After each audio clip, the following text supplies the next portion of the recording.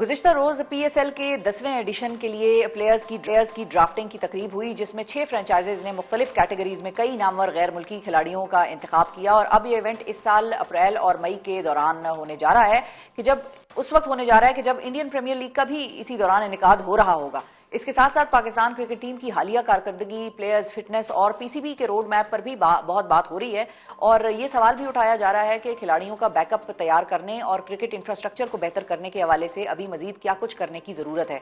PSL की अगर बात करें तो 6 फ्रेंचाइजीज में से मुल्तान सुल्तान वो वाहिद फ्रेंचाइज है कि जिसने गुज़िश्ता मुसलसल 4 सालों के दौरान पीएसएल का फाइनल खेला है, जिसमें कि एक बार वो 2021 में टाइटल जीतने में भी कामयाब हुई है, जबकि दीगर तीनों मौकों पर वो रनर्स अप रही है।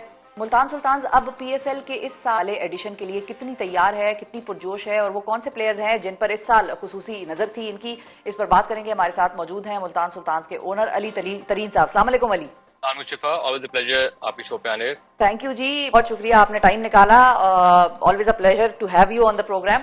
ये बताएं कि मुसलसल 4 साल से मुल्तान सुल्तान फाइनल्स तक पहुंची है, एक बार जीती है। अब इस साल आपकी कौन सा फॉर्मूला आप लगाने जा रहे हैं, क्या प्लान्स हैं आपके? देखिए, अलमी की बहुत मेहरबानी है कि माशाल्लाह हर साल हमने फाइनल खेले हैं पिछले 4 में, और जीते से भी अभी एक दफा है पहले साल में, उसके बाद लेकिन फिर भी 3 खेले, तो बहुत बड़ी अकॉम्प्लिशमेंट है। मैं समझता हूँ इसमें हमारा मेन क्योंकि फोकस रहता है टीम में कि हमने फोकस करना है प्रैक्टिकल प्लेइंग पे, ना सिर्फ कि जी कौन से हमारे स्टार्स आ रहे हैं या कौन से कोई बड़ा नाम आ गया। तो हम हमेशा काम करते हैं ऑन स्टैट्स पे, और कि कंसिस्टेंटली हमारी परफॉर्मेंस रहे हर मैच में, हर ग्राउंड पे और हर ऑपोजिशन के खिलाफ। तो हम एक बहुत ज्यादा एक बैलेंस टीम बनाना चाहते हैं, जिसमें हमारे पास हर किस्म का स्पिनर, डिफरेंट किस्म के फास्ट बॉलर्स और डिफरेंट किस्म के बैटर्स जो अपने पोजीशन पे बहुत अच्छा खेल सकें, स्पिन को, पेस को, डिपेंडिंग ऑन सिचुएशन। तो आई थिंक ये डेटा अप्रोच ने हमारी कंसिस्टेंसी को बरकरार रखा। सही। अच्छा, आप लोग अब 40 तक पहुंचे, जिसमें से कि 3 आप हारे भी हैं। इसको अगर दूसरी तरफ फ्लिप करके देखें तो 1 जीते हैं, उसके लिए तो जाहिर है बड़ी जबरदस्त परफॉर्मेंस थी, लेकिन जो 3 हारे हैं उसको आप लोग किस तरह से देखते हैं जब आप लोगों को ये होता है माइंड में कि भाई फाइनल तक तो कम से कम पहुंचना है और फाइनल के बाद फिर जाहिर है टाइटल जीतना है? बिल्कुल बिल्कुल। जब भी हम देख रहे होते हैं हमारी फोकस ये नहीं होता कि सिर्फ कि हमने कोई एक गेम जीती है, हमारा ग्रुप स्टेज में टॉप करना है, जिसका मतलब है कि हमें ऐसी टीम बनानी है जो हर बाकी टीम को हरा सके।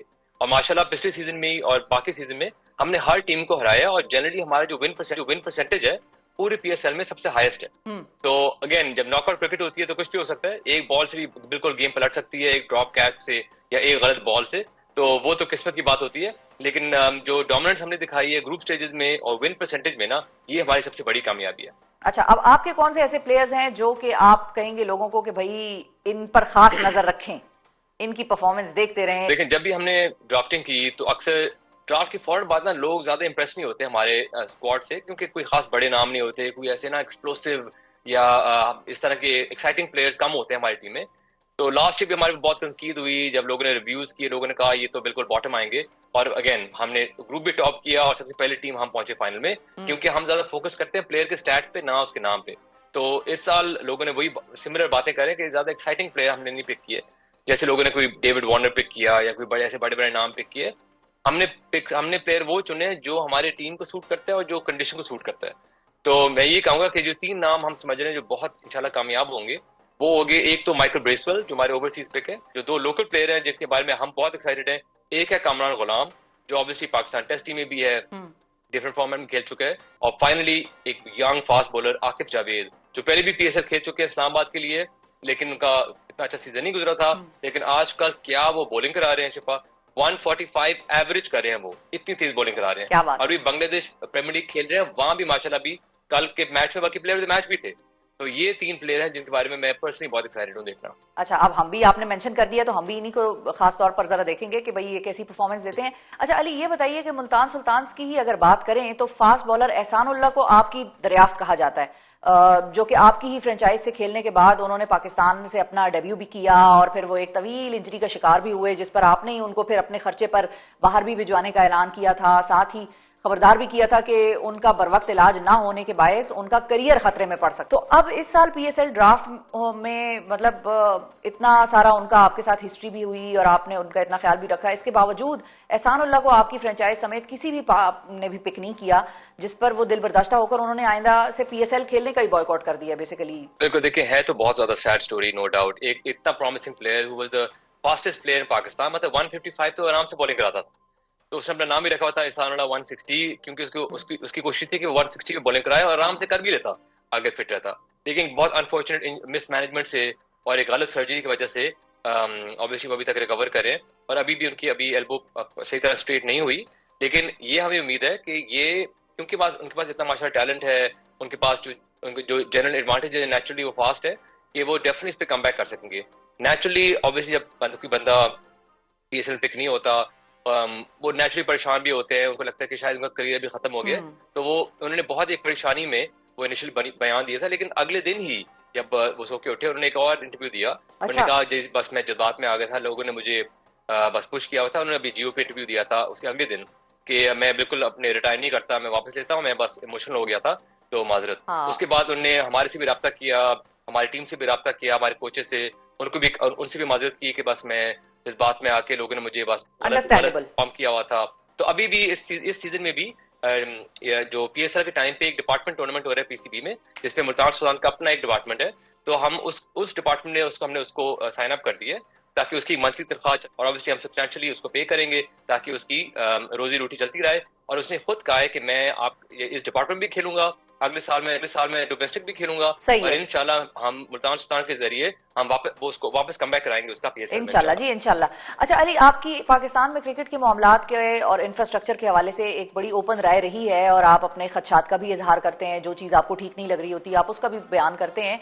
टैलेंट हंट के हवाले से और प्लेयर्स की ग्रूमिंग के हवाले से हम कहां पर खड़े हैं और मजीद हमें क्या करने की जरूरत है? अभी देखें, टैलेंट हंट तो आसान चीज होती है, आप बस लोगों को ऐलान करते हो, एक ग्राउंड बुक करते हो, लोग आ जाते हैं, तो वो तो बहुत आसान चीज होती है, लेकिन उसपे कोई लॉन्ग टर्म चीज नहीं होती। सबसे जरूरी चीज होती है टैलेंट डेवलपमेंट के लिए, वो होती है पाथवे सिस्टम, कि लोगों को पता हो कि मैंने पहले परफॉर्म करना है क्लब लेवल पे, फिर डिस्ट्रिक्ट लेवल पे, फिर मैं जाऊंगा इस टीम में, फिर मैं जाऊंगा अगली टीम में, और फिर मैं ग्रेड 2 में जाऊंगा, और फिर मैं फर्स्ट क्लास खेलूंगा, और फिर मैं नेशनल टीम में जाना चाहूंगा इंशाल्लाह। तो ये जो पाथवे सिस्टम है ना, ये बनना और स्टेबल रहना बड़ा जरूरी है। अभी पिछले सालों में था जब 6 एसोसिएशन थी, एक बहुत क्लियर पाथवे था जिसमें बहुत ज्यादा आजकल के प्लेयर्स निकले उस सिस्टम से। तो ऐसी अभी नया सिस्टम बन गया, जो चैंपियंस कप है, चैंपियंस की जो 6 टीमें हैं, अब यहाँ से हमें नजर आएंगे जो प्लेयर्स ऊपर आ रहे हैं, जैसे आकिब जावेद है, क्योंकि इसने इस लोकल टूर्नामेंट में इसने परफॉर्म किया आफ्टर फ्यू बैड सीजन, अब सडनली वो पीएसएल के लिए लोग उसको सोच रहे हैं, वो पीएसएल टीम में भी आ गया माशाल्लाह। तो ऐसे और बहुत लोग हैं। तो जब एक स्ट्रॉन्ग रोबस्ट इंफ्रास्ट्रक्चर होएगा फॉर पाथवे सिस्टम, तब हमारी टैलेंट डेवलपमेंट सही तरह होगी। अच्छा, और क्विकली अली ये भी बता दें कि आपको इस बात से इत्तेफाक है कि पीएसएल में फ्रेंचाइजीज की तादाद अगले साल से बढ़ाने की जरूरत है, क्योंकि पीएसएल का इब्तिदाई 10 साल का मुआहिदा 2025 में खत्म हो जाएगा? बिल्कुल, मैं तो बहुत देर से कह रहा हूँ कि पीएसएल में 8 टीमें कम से कम होनी चाहिए, क्योंकि इतना हमारा टैलेंट जाया होता है हर साल। और एडिशन कौन कौन सी हैं आपको नजर आ रही हैं? जो मेरी अंडरस्टैंडिंग है कि लास्ट टाइम ये हुआ था कि जो भी ओनर जीतेगा टीम को, उसकी चॉइस है वो किस शहर का नाम रखे। अच्छा, तो मुझे अब पता नहीं कौन लोग बिड करेंगे, लेकिन उम्मीद है कि जैसे बड़े शहर हमारे जैसे सियालकोट है, वैसी टीमें लाजमी आनी चाहिए।